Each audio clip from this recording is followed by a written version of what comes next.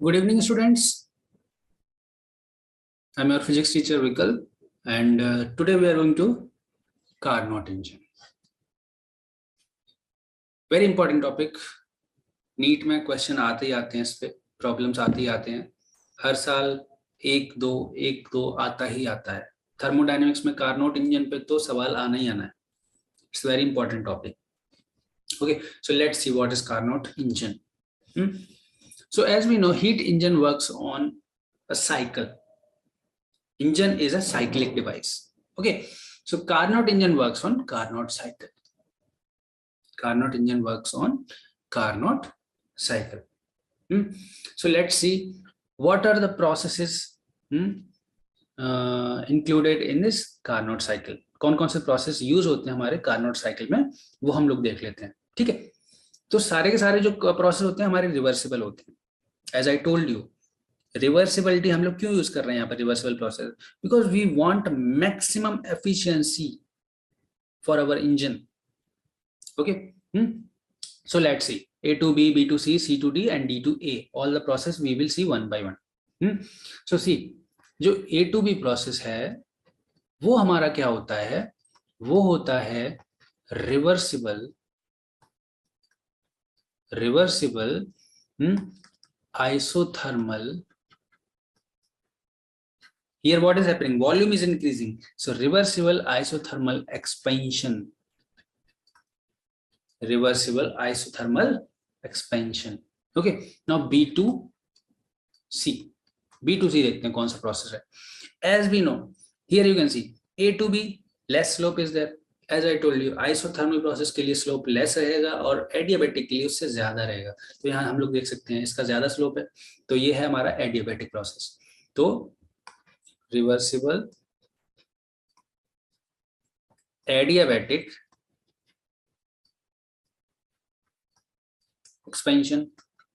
इधर भी एक्सपेंशन हो रहा है, वॉल्यूम बढ़ रहा है. ठीक है, अब C to D देखते हैं. C to D क्या है? यहाँ पे देख सकते हो कंप्रेशन हो रहा है, बट यहाँ पे स्लोप कम है, मतलब ये आइसोथर्मल होगा. तो रिवर्सिबल आइसोथर्मल कंप्रेशन. एंड जो D to E है हमारा प्रोसेस, D to E, वो होगा reversible adiabatic. Reversible adiabatic compression. तो हमारे कार्नोट साइकिल में 4 प्रोसेस यूज होते हैं. कौन कौन से होते हैं? पहला होता है हमारा आइसोथर्मल एक्सपेंशन. सारे के सारे रिवर्सिबल होंगे, वो तो हमको कुछ सोचना ही नहीं उसके बारे में. ठीक है, तो reversible isothermal expansion A to B, then B to C reversible adiabatic expansion, then C to D reversible isothermal compression and D to C reversible adiabatic compression. Okay, so हम लोग को ये 4 प्रोसेस याद रखने, कौन कौन से प्रोसेस हमारे इस कार्नोट साइकिल में वर्क कर रहे हैं. ठीक है, जो हमारा वर्किंग सब्सटेंस होगा वो इन 4 प्रोसेस से होके गुजरेगा. वर्किंग सब्सटेंस मींस जो भी हम लोग फ्यूल यूज करते हैं इंजन में, जो भी वर्किंग सब्सटेंस होगा हमारा, वो हमारा इन 4 प्रोसेस से होके गुजरेगा. ठीक है, तो हम लोग यहाँ पे देख लेते हैं. जो आइसोथर्मल प्रोसेस है उसके लिए हम लोग यहाँ पे टेम्परेचर मान लेते हैं TH, higher temperature for AB process, and हम लोग यहाँ मान लेते हैं TL, lower temperature for CD process. For AB and for CD temperature will remain constant. तो AB प्रोसेस के लिए हमारा टेम्परेचर है TH एंड CD प्रोसेस के लिए हमारा टेम्परेचर TL. ठीक है, understood? Now one more thing.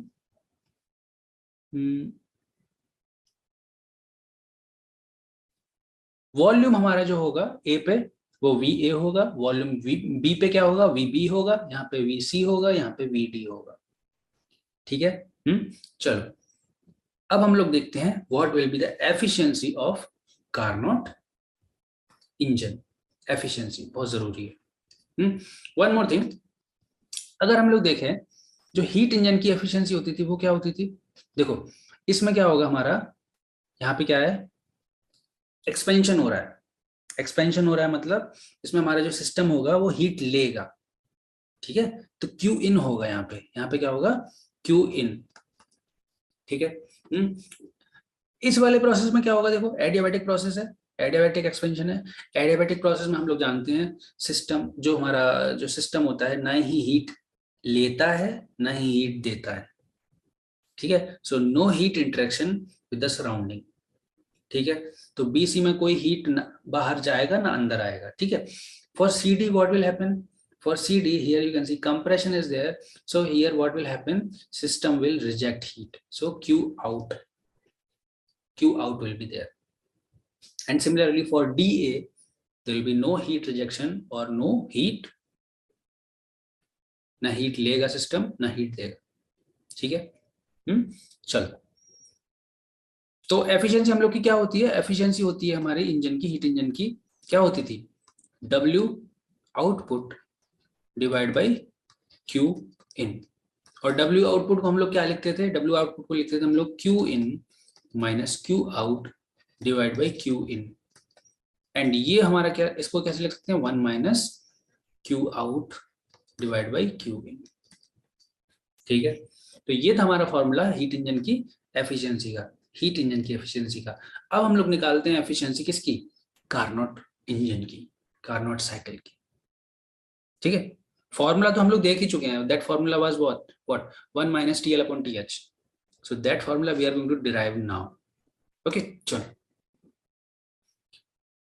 अब देखते हैं जो हमारा A to B प्रोसेस था, A to B प्रोसेस था, वो कौन सा प्रोसेस था, A to B वो था हमारा आइसोथर्मल प्रोसेस, आइसोथर्मल प्रोसेस, ठीक है। Isothermal, isothermal I am writing here isothermal, isothermal process था। उसमें हमारा जो टेम्परेचर था वो क्या ले रखा था हमने, TH, और जो वॉल्यूम हमारा बढ़ रहा है, कहां से कहां तक बढ़ रहा है, वॉल्यूम हमारा बढ़ रहा है VA2, वेट मिनट, जो वॉल्यूम हमारा बढ़ रहा है वो VA2 VB बढ़ रहा है, VB बढ़ रहा है, ठीक है, VA2 VB। चलो अब देख लेते हैं आइसोथर्मल प्रोसेस में अगर हम लोग लगाएंगे अपना फर्स्ट लॉ, फर्स्ट लॉ क्या होता है, फर्स्ट लॉ क्या होता है, delta Q equals to delta U plus W, ठीक है। अब देखो आइसोथर्मल प्रोसेस है, टेम्परेचर चेंज नहीं हो रहा है, मतलब ये हो जाएगा जीरो हमारा, मतलब delta Q equals to W, delta Q equals to W। तो यहाँ पे हम लोग क्या लिख सकते हैं, हमारा जो वर्क डन होता है आइसोथर्मल प्रोसेस में वही हमारी होगी heat input, heat accepted by the system, and we know what is the work done in isothermal process, work done is nRT, what is T here, TH, ln VF by VI, what is the final volume, volume is VB and initial volume is VA। देख सकते हो पीछे diagram में जाके देख सकते हो, this will be our heat Q in, ठीक है। Q in हम लोग यहाँ पे लिख लेंगे, क्या लिख लेंगे, it is Q in, Q in is what, nRTH ln VB by VA। चलो इतना समझ आ गया। अब देखो जो हमारा B2C है वो कौन सा प्रोसेस है, B2C हमारा है adiabatic, adiabatic process, adiabatic process है, तो यहाँ पे डेल्टा Q तो सीधे सीधे जीरो ही हो जाएगा, यहाँ पे तो कोई हीट का इंटरेक्शन ही नहीं, ठीक है। अब देखते हैं C2D, C2D हमारा क्या प्रोसेस था, सेम था, आइसोथर्मल था, बट वहां पे क्या हो रहा था, कंप्रेशन हो रहा था, आइसोथर्मल प्रोसेस, ठीक है। यहाँ पे टेम्परेचर क्या लिया था हमने, TL लिया था, पीछे जाके देख सकते हो पीछे वाली स्लाइड में, आइसोथर्मल में हमने क्या लिया था टेम्परेचर, TL, आइसोथर्मल कंप्रेशन में, ठीक है। अब देखो यहाँ पे क्या हो जाएगा, delta Q equals to same चीज डेल्टा U प्लस W, तो यहाँ पे आइसोथर्मल प्रोसेस में हमारी इंटरनल एनर्जी क्या हो जाती है, zero, change in internal energy zero. अब यहाँ पे हम लोग जो वर्क डन लिखेंगे वो क्या लिखेंगे, वर्क डन हमारा होगा nRTL ln, what is the final volume, final volume हम लोग देखेंगे, देखो फाइनल वॉल्यूम क्या है हमारा, ये है फाइनल वॉल्यूम और ये है इनिशियल वॉल्यूम, इस वाले प्रोसेस के लिए देखो S चल रहा प्रोसेस हमारा C2D, तो फाइनल वॉल्यूम D हो गया, VD हो गया, और इनिशियल वॉल्यूम हमारा VC हो गया, ठीक है। चलो तो यहाँ पे हम लोग लिख सकते हैं ln VD by VC, VD by VC, as we know VD is small, VC is greater, तो ये जो ln आ जाएगा हमारा वो नेगेटिव आ जाएगा, माइनस में आ जाएगा, माइनस में आ जाएगा, ठीक है, तो हम लोग यहाँ पे क्या लिख सकते हैं, क्यू आउट, क्यू रिजेक्टेड, हम लोग इसको लिख सकते हैं N R T L L N. जब माइनस में आ जाएगा तो उसको हम लोग क्या कर सकते हैं, रेसिप्रोकेट कर सकते हैं, तो ये बन जाएगा वीसी बाई वीटी। ठीक है, Q out equals to N R T L L N VC by VT. चलो इतना समझ आया। हीट रिजेक्टेड, हीट रिजेक्टेड में हम लोग नेगेटिव साइन क्या क्या होगा, नेगेटिव साइन हम लोग लेंगे ही नहीं, वो नेगेटिव साइन यहाँ पे क्या क्या कर दिया हमने, उसको यूज कर लिया एस को एल एन को रेसिप्रोकेट करने में। ये L N V D by V C है, तो वॉल्यूम वी डी क्या है, छोटा है, वी सी क्या है, बड़ा है। तो यहाँ पे जो वी डी बाई वी सी का जो रेशियो होगा वो नेगेटिव होगा। ठीक है, तो हमने क्यू आउट को लिख लिया N R T L L N V C by V D, बस इतना कर लिया हमने। ठीक है, हीट रिजेक्टेड, देखो सिंपल, अगर हीट पूछा है कितना हीट इंटरेक्शन हुआ तो माइनस में लिख रहे हो तो मतलब वो हीट रिजेक्टेड है। सिंपल अगर सिंपल हीट रिजेक्शन पूछा है तो प्लस माइनस का जरूरत ही नहीं है हम लोग को लगाने का। हीट रिजेक्शन पूछा है अगर क्वेश्चन में तो प्लस माइनस का जरूरत ही नहीं है, कितना हीट एब्जॉर्ब किया, कितना लिया हीट, तो वहां पे प्लस माइनस का जरूरत नहीं है। ठीक है, सिंपल पूछा हीट इंटरेक्शन कितना हुआ। अगर रिजेक्ट कर रहा है तो माइनस लिख दो, अगर एक्सेप्ट कर रहा है तो प्लस लिख दो। ठीक है, चलो Q out equals to N R T L L N V C by V T, ये आ गया हमारे पास क्यू आउट।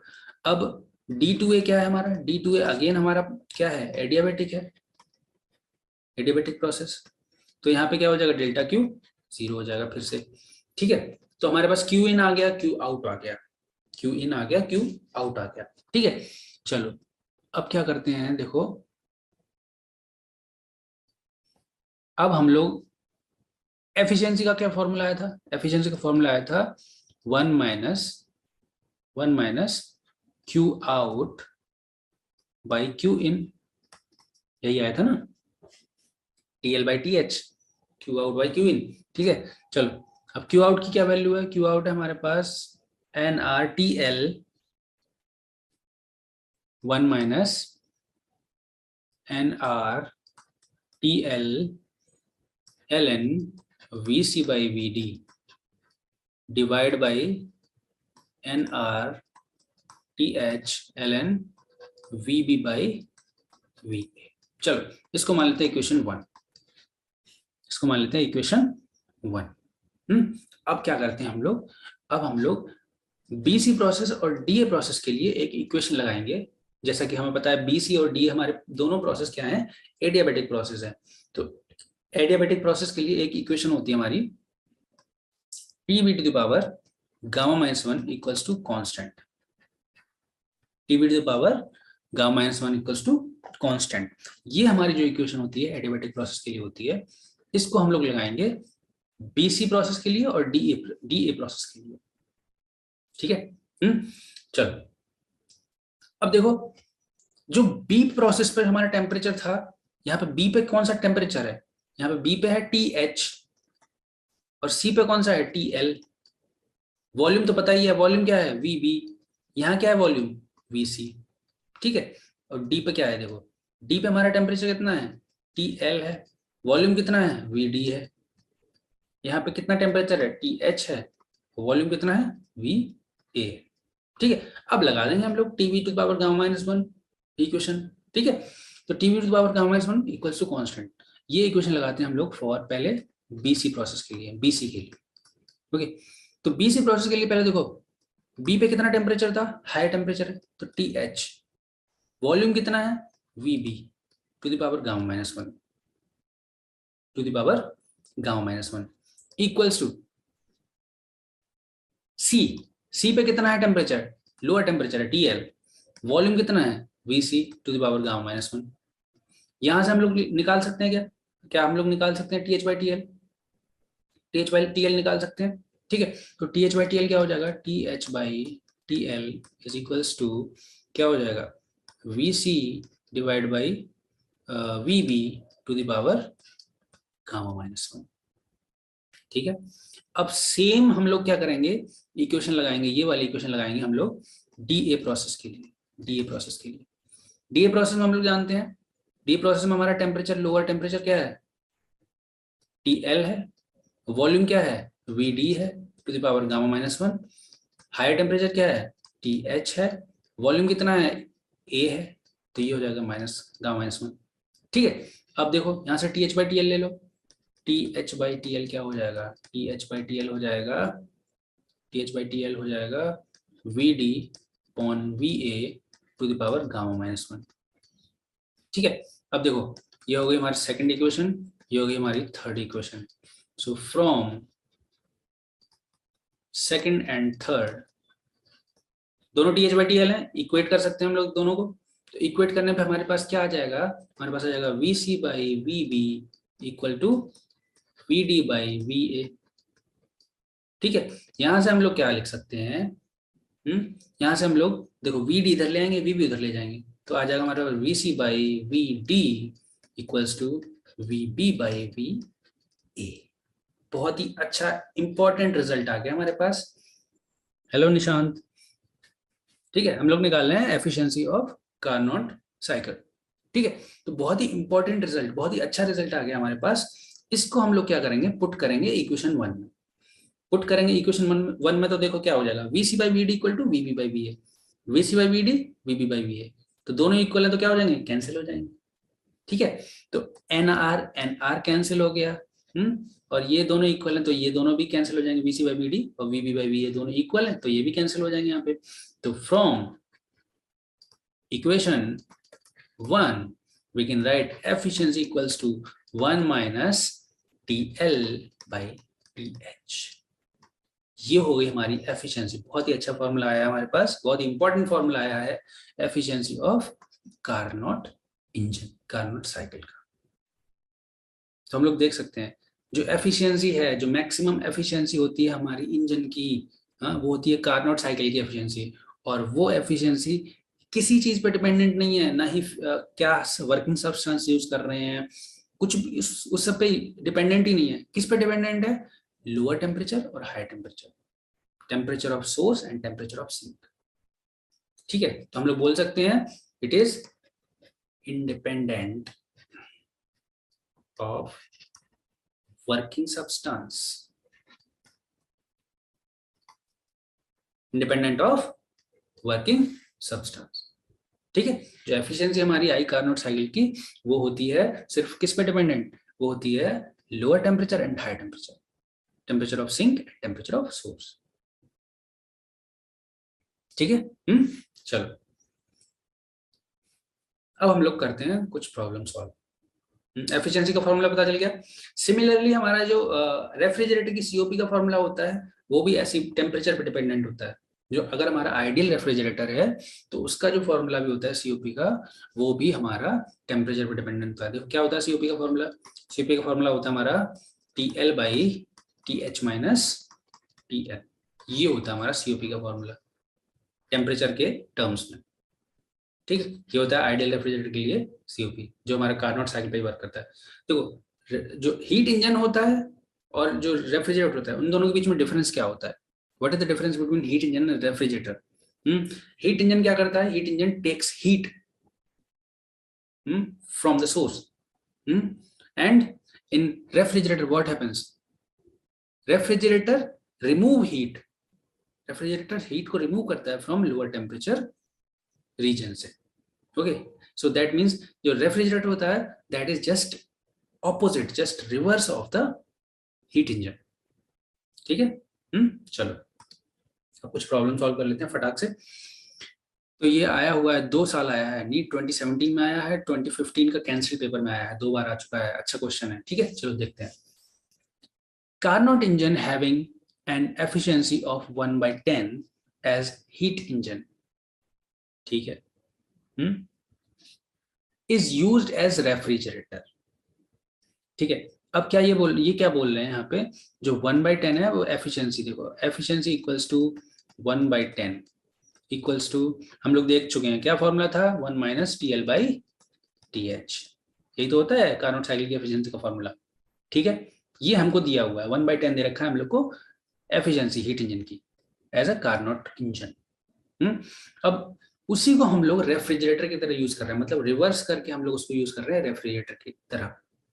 मतलब जो TL/TH वो तो बराबर रहेंगे ना, हम लोग क्या कर रहे हैं, जस्ट उसका फंक्शन बदल दे रहे हैं। हीट इंजन जो कार्नोट इंजन है उसको रिवर्स करके उसको रेफ्रिजरेटर की तरह यूज कर रहे हैं, तो टीएल टीएच तो बराबर रहेंगे रेफ्रिजरेटर में। ठीक है, तो रेफ्रिजरेटर की मैंने सीओपी का फॉर्मूला क्या बताया था, सीओपी का फॉर्मूला मैंने बताया था it was TL by TH minus TL. ठीक है, अब देखो क्या पूछ रखा है, if the work done on the system is 10 joule, जो हमारा जो सीओपी का फॉर्मूला और क्या होता है, सीओपी का फॉर्मूला होता है हमारा heat extracted Q extracted Q E divide by work input, कितना वर्क हमने किया सिस्टम पे, work done on the system. ठीक है, तो हम लोग को दे क्या रखा है, वर्क डन दे रखा है, वर्क डन दे रखा है, देखो ये दे रखा है। हमसे पूछा क्या है, heat absorbed, energy absorbed from the reservoir at lower temperature, energy absorbed और you can say heat extracted, ये पूछा है हमसे। कर लेंगे, कोई दिक्कत ही नहीं है, कोई दिक्कत ही नहीं है, कर लेंगे, आराम से कर लेंगे। ठीक है, अब देखो यहाँ पे देखो ये डेटा दे रखा है, इसी का तो यूज है, इससे हम लोग क्या कर लेंगे, टीएल बाई टी एच की वैल्यू निकाल लेंगे। तो देखो तो टीएल बाई टी एच क्या हो जाएगा, TL by T H equals to, इसको इधर ले गए, इसको इधर ले गए, तो 1 - 1/10, दैट विल बिकम व्हाट, 10 - 1 9/10, 9/10। ठीक है, अब देखो यहाँ पे क्या करेंगे हम लोग, यहाँ पे टीएल को इधर डिनोमिनेटर में ले जाएंगे नीचे, तो क्या हो जाएगा, टीएल का डिवाइड हो जाएगा इधर, तो क्या कर देंगे, डिवाइड कर दो भाई, देखो T H minus T L divide by T L. ठीक है, इसको और किस तरीके से लिख सकते हैं हम लोग, T H by T L -1। ठीक है, तो 1 divide by T H by T L -1 and that is equals to what, Q E तो हमको निकालना है, we have to find Q E divide by W in is given in the question 10 joule, put here 10 joule. अब देखो यहाँ पे हमारे पास टीएल बाई टी एच आ गया है 9/10, तो T H by T L भी निकाल लेंगे, तो T H by T L क्या हो जाएगा 10/9, ये 10/9 हम लोग का क्या करेंगे, यहाँ पुट कर देंगे, देखो इधर ले जाके यहाँ पुट कर देंगे। ठीक है, तो पुट कर दो यहाँ पे 10/9, 10/9 पुट किया तो क्या हो जाएगा, देखो 1 divide by 10/9 -1 is equals to Q E by 10। अब देखो 10/9 मतलब 9 minus sorry 10 - 9 will become 1 and it will become 9, 9 ऊपर जाएगा तो 9 रह गया। ठीक है, तो 9 is equals to Q E by 10, तो यहाँ से क्यू ई क्या आ गया, बताओ बताओ बताओ, क्यू ई आ गया हमारे पास 90 जूल। ये हो गया हमारा आंसर ए। अंडरस्टूड, क्लियर, बहुत आसान था, कुछ नहीं था इसमें। हम लोग को जो कार्नोट इंजन की एफिशिएंसी क्यों दे रखी थी, क्योंकि उससे हम लोग जो T H by T L ratio of temperature हम लोग निकाल सकें, हाई टेम्परेचर और लोअर टेम्परेचर का रेशियो निकाल सकें, उस रेशियो को हम लोग यूज करेंगे कहाँ पे, यहाँ पे सीओपी के फॉर्मूले में। ठीक है, अंडरस्टूड। तो हम लोग को दोनों फॉर्मूला को रिलेट करना आना चाहिए, एफिशिएंसी का फॉर्मूला और सीओपी का फॉर्मूला को दोनों को रिलेट करना आना चाहिए। और एफिशिएंसी और सीओपी के दो फॉर्मूले हैं, एक टेम्परेचर वाला फॉर्मूला है और एक फॉर्मूला है किस पे, heat and work done, heat और वर्क डन वाला फॉर्मूला है और एक टेम्परेचर वाला फॉर्मूला है, दोनों याद रखने हैं हमको। एफिशिएंसी का एक फॉर्मूला क्या है, टेम्परेचर वाला जो कार्नोट साइकिल का होता है 1 - TL बाई TH, और एक फॉर्मूला जो होता है हीट और वर्क के फॉर्म में, वो सबके लिए वैलिड है, ये सिर्फ वैलिड है सिर्फ कार्नोट साइकिल के लिए, 1 - TL बाई TH ये है सिर्फ कार्नोट साइकिल के लिए वैलिड। ठीक है, और जो एक फॉर्मूला है जो वर्क और क्यू के टर्म्स में है, वो सब सारे इंजन के लिए वैलिड है। ठीक है, तो वो क्या होता है हमारा, वर्क डिवाइड बाई क्यू इन, ये फॉर्मूला होता है, या 1 - Q out by Q in. ठीक है, तो दो फॉर्मूले होते हैं एफिशिएंसी के और सीओपी के, दोनों याद रखो, क्योंकि मोस्टली हम लोग से क्वेश्चन पूछा जाता है कार्नोट साइकिल पे। ठीक है, तो ये दोनों फॉर्मूले हमको याद रखने हैं, ये तीनों या दोनों, जो चाहो याद कर लो। ठीक है, ये दोनों याद रख लो या ये तीनों याद रख लो। और यहाँ पे सीओपी का फॉर्मूला क्या होता है हमारा, TL by T H minus TL, और एक ही होता है, दो फॉर्मूले सीओपी के होते हैं ये। ठीक है, सारे क्वेश्चन बन जाएंगे, कुछ है ही नहीं। चलो नेक्स्ट देखते हैं। नेक्स्ट क्वेश्चन दे रखा है हमको, an engine has an efficiency of 1/6। ठीक है, when the temperature of sink is reduced by 62 degrees Celsius, its efficiency is doubled. Temperature of the source is, ठीक है, निकाल लेंगे। एफिशिएंसी दे रखी है हमको 1/6 एंड एफिशिएंसी का फॉर्मूला क्या होता है 1 माइनस TL/TH। ठीक है, हमसे TH ही तो पूछा है, टेम्परेचर ऑफ सोर्स क्या होता है TH, यही तो पूछा है। और when the temperature of sink is reduced by 62 degree Celsius, ये तो पहला केस हो गया, पहला केस हो गया। ठीक है, तो इस पहले केस में हम लोग TL/TH निकाल लेते हैं। TL/TH, TL/TH क्या हो जाएगा, इसको इधर ले गए, इसको इधर ले गए, 1 माइनस 1/6, ये क्या हो गया 6 माइनस 1 5/6, तो ये हो गया 5/6। ठीक है, 5/6 इक्वेशन 1 लिख दिया। दूसरे केस में क्या बोल रहा है, अगर सिंक के टेम्परेचर को 60 डिग्री सेल्सियस से रिड्यूस किया गया तो एफिशिएंसी डबल हो गई। ठीक है, डबल हो गई, यहाँ 1/6 है, डबल कितना हो जाएगा 2/6, 2/6 मतलब 1/3, 2/6 मतलब 1/3। ठीक है, तो इसको लिख दो 1/3। 1/3 जब हुआ इसका एफिशिएंसी, मतलब डबल हुआ जब एफिशिएंसी, तब क्या है हमारा TL रिड्यूस हुआ 62 डिग्री सेल्सियस से, और TH तो सेम रहा, TH ही तो निकालना है हमको, TH सेम रहा। तो यहाँ से हम लोग क्या लिख लेंगे, इसको उधर ले जाओ, इसको इधर ले जाओ, तो TL minus 62 divide by TH is equals to what, is equals to what, is equals to 1 minus 1/3, 1 minus 1/3 मतलब 2/3, 2/3। ये हमारी हो गई इक्वेशन 2, ये हो गई हमारी इक्वेशन 2। अब देखो कुछ करना ही नहीं है हमको, TH निकालना है, TH निकालना है। तो TH हम लोग क्या लिख सकते हैं, एक काम करो, सीधा सीधा काम करो, डिवाइड कर दो दोनों इक्वेशन को, दोनों इक्वेशन डिवाइड कर दो, हमारे पास TL आ जाएगा, फिर हम लोग TH आराम से निकाल लेंगे। ठीक है, डिवाइड कर दो, डिवाइड कर देते हैं हम लोग, first divide by second, first equation को सेकंड इक्वेशन से मतलब डिवाइड किया, फर्स्ट डिवाइड बाई सेकंड किया, तो देखो TH कैंसिल हो जाएगा, TH कैंसिल हो जाएगा, तो हमारे पास बचेगा क्या, बचेगा हमारे पास TL divide by TL minus 62। और इधर अगर डिवाइड करोगे तो 5/6 इंटू 3/2 ये बन जाएगा। तो देखो ये कैंसिल हुआ 2 टाइम्स, ये हो गया हमारे पास 5/4, 5/4, 4 का मल्टीप्लाई करो इधर, 5 का मल्टीप्लाई करो इधर। ठीक है, तो ये हो गया हमारे पास 4TL is equals to 5TL, 5 into 62, तो 5 to 10 एंड 5 6 30 30 30 31। ठीक है, ये आ गया। अब देखो इसको इधर ले गए, इसको इधर ले गए, तो हमारे पास TL कितना आ गया, TL आ गया हमारे पास 310 केल्विन, बट हमको TH निकालना है, TH निकाल लेंगे फर्स्ट इक्वेशन से, TL/TH मतलब TL कितना है 310 divide by TH equals to what 5/6, 5/6। ठीक है, तो TH कितना आ जाएगा, TH आ जाएगा हमारे पास 310 इंटू 6 डिवाइड बाई 5, इसको काटो यहाँ से, 6 बार कटेगा और ऐसे हो गया, तो ये कितना हो गया 6 2 जा 12, 6 6 जा 36, 372 केल्विन। TH आ गया हमारे पास 372 केल्विन, बट आंसर तो हमारे पास डिग्री सेल्सियस में दे रखा है, तो कुछ नहीं करना है, 273 को माइनस कर दो, 273 को माइनस करोगे तो कितना आ जाएगा 99 degree Celsius. So answer is C. ठीक है, आसान सा क्वेश्चन था। 2 केस दे रखे थे, पहले केस में क्या था 1/6 एफिशिएंसी दे रखी है, हाँ, दूसरे केस में क्या था 62 अगर रिड्यूस किया सिंक का टेम्परेचर तो एफिशिएंसी डबल हो गई। 2 इक्वेशन बनेगी, दोनों को सॉल्व कर लो, आंसर आ जाएगा, कुछ नहीं था इसमें। ठीक है, चलो नेक्स्ट, बहुत अच्छा क्वेश्चन है, बहुत अच्छा क्वेश्चन है। चलो देखते हैं क्या देखा है। Carnot engine whose sink is at 300 Kelvin has an efficiency of 40 degree Celsius. ठीक है, 40%।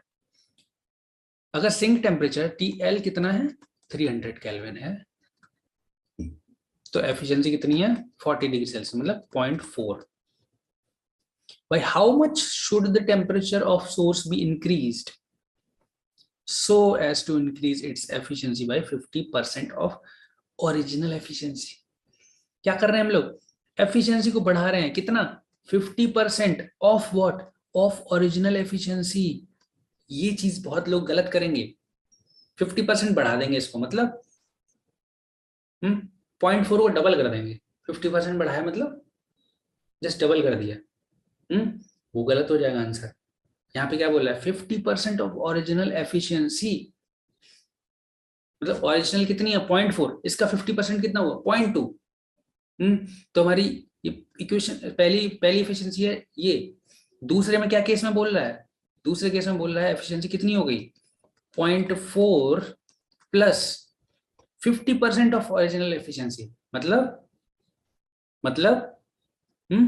1/2 ऑफ 0.4. तो ये कितना हो गया 0.4 प्लस 0.2 कितना हो गया 0.6. दूसरे केस में 0.6 है एफिशिएंसी. ठीक है, तो क्या पूछा हमसे, टेम्परेचर कितना बढ़ा सोर्स का, निकाल लेंगे. तो ये हमारा टीएल तो सेम दे रखा है, सिंक टेम्परेचर तो सेम दे रखा है दोनों में, सिंक टेम्परेचर दोनों में सेम दे रखा है.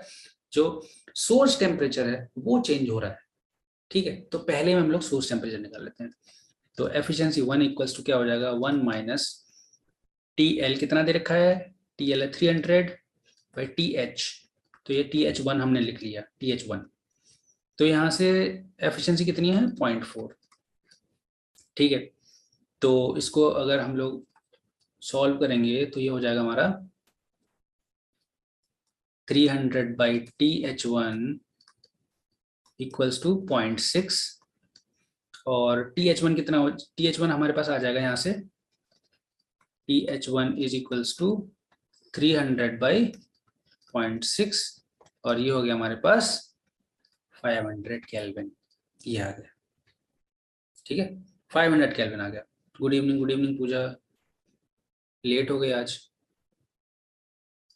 ठीक है, TH1 आ गया हमारे पास 500 केल्विन. चलो अब हम लोग एफिशिएंसी 2 लगा देते हैं. एफिशिएंसी 2 कितना दे रखा है हमारे पास 1 माइनस लोअर टेम्परेचर जो सिंक टेम्परेचर है वो सेम है, हाई टेम्परेचर TH2 वो हमको निकालना है.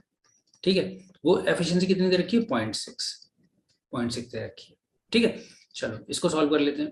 तो यहाँ आ जाएगा हमारे पास 300 divide by TH2 is equals to 1 minus 0.6 means 0.4. It's okay, no problem. From the starting you can, from beginning you can see the video lecture. Okay, so from here TH2, what will be TH2? TH2 equals to 300 divided by 0.4. Okay, तो इसको solve करेंगे हम लोग के पास क्या आ जाएगा, हमारे पास आ जाएगा 750. इसको सॉल्व करेंगे तो हमारे पास आ जाएगा 750. 750 केल्विन. ठीक है, तो हम लोग से पूछा क्या है, एफिशिएंसी 50% ऑफ ओरिजिनल एफिशिएंसी बढ़ाई, तो ये हो गई हमारी. तो TH2 जो change in source of temperature है वो कितना बढ़ा, how much should the temperature of the source be increase, कितना बढ़ा. पहले इतना था, दूसरे बार में इतना आया, तो कितना बढ़ा. तो डेल्टा TH कितना आ गया हमारे पास, वो आ गया TH2 minus TH1 and that is equals to 750 minus 500 and it is equals to 250 Kelvin. Okay, so answer is 250 Kelvin. Answer is D. I hope all of you understood. समझ आ गया होगा सबको, बहुत आसान क्वेश्चन था. बस यहाँ पे इतना देखना है, यहाँ पे ये याद रखना हमको 50% of original efficiency, 50% of original efficiency. Original कितनी दे रखी है 40%, इसकी 50% बढ़ाई हमने. ये की पॉइंट है, ये इंपॉर्टेंट चीज है समझने की. 40% दे रखी है इनिशियली और दूसरे बार में क्या कर रहा है 50% ऑफ ओरिजिनल, इसकी 50% बढ़ाई. इसकी 50% कितनी होगी 0.4 की 40% मतलब 0.4. तो 0.4 की 50% कितनी हुई 0.2, उतनी बढ़ाई है. तो 0.4 प्लस 0.2 ये हो जाएगा हमारे पास 0.2. तो 0.4 प्लस 0.2 इज व्हाट 0.6. ठीक है, तो 0.6 हमारी एफिशिएंसी है सेकंड केस में. तो दोनों केस को कंपेयर कर लो, TH1 TH2 निकाल लो और डिफरेंस पता चल जाएगा, फिर दोनों को सब्ट्रैक्ट कर दो। ठीक है, I hope all of you understood these two concepts of reversible and irreversible process and Carnot cycle. ठीक है, तो आज के लिए बस इतना ही, नेक्स्ट क्लास में मिलेंगे। सो चैनल पे नए हो तो सब्सक्राइब करो, अगर वीडियो अच्छा लगा, मतलब समझ आए सब कुछ, तो थम्स अप दो और अपने फ्रेंड्स के साथ शेयर भी करो। ठीक है, चलो, थैंक यू।